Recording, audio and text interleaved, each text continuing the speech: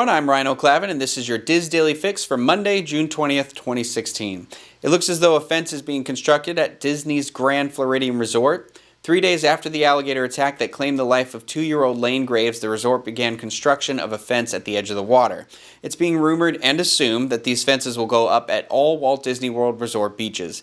And with that, I also have an update on water-related activities. As I said, the resort beaches are still not available to guests yet. However, some watercraft is running again.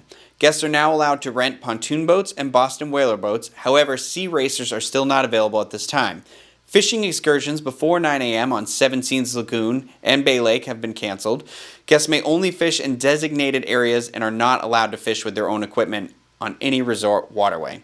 I honestly had no clue there was even a big demand for fishing at Disney, because there's no body of water on Disney property that I would be comfortable pulling wildlife out of. I feel like the three-eyed fish from The Simpsons is the only fish that any fisherman, fisher person, Fisher Stevens, whatever they're called, would pull up from that dirty water.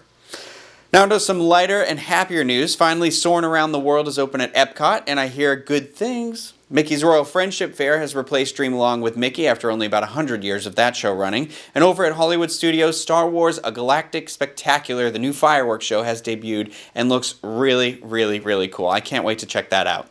Now over on the West Coast, it looks like Disney California Adventure has added several special experiences that include priority seating at the new Frozen Live at the Hyperion show. For $49, guests will take part in a pre-show experience inside Stage 17. That includes treats, special photo ops, original art from the show, and a magical show moment, plus priority seating for the show at the Hyperion.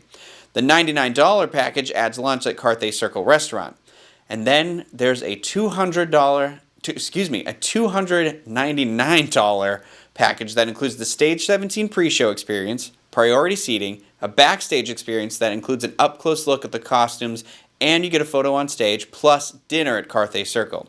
Now, I had the opportunity to watch the show while I was in California, and I should say, I don't care for Frozen the movie. It's okay. It's not without its issues. I think Tangled is actually a better movie that doesn't get the recognition it deserves, but whatever.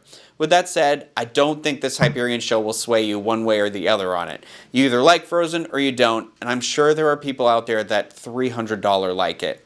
The show is a big to-do out there right now, and Fast Passes go super fast and early in the day, so I have no doubt that these new packages will be popular. And honestly, the $49 one is probably worth it, not having to deal with the hassle of it all, but be sure to let us know if you sign up for any of them. We'd love to hear your thoughts. Well, not me, but I'm sure someone here would.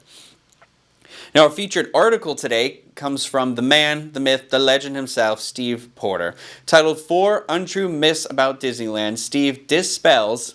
See what I did there? Dispel. It's magic. Anyway, Steve goes over 4 untrue myths about Disneyland, including the hearse in front of the Haunted Mansion was Brigham Young's, and Walt Disney is one of the singing busts in the graveyard in the Haunted Mansion. Be sure to check out that article and many more on www.info.com. And while you're there, also be sure you're checking out the team's unfolding coverage of Disneyland's 60th anniversary. And be sure to enter for a chance to win a Disneyland vacation courtesy of Dreams Unlimited Travel. All that information can be found on www.info.com/Disneyland.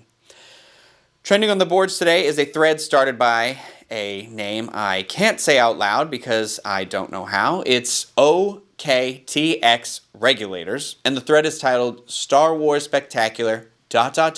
wow! ! What a show! ! The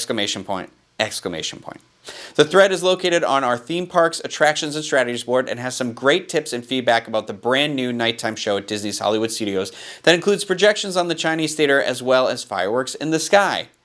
So check it out on Disboards.com, in case you didn't know that, because I said that earlier. But anyway, now on to the weather for tomorrow. Over in Anaheim, it's going to be partly cloudy with a high of 83 and a low of 69. Here in Orlando, it will be mostly sunny with a high of 88 and a low of 71 with some humidity that I have no doubt will feel like you are being smothered with an electric wet blanket.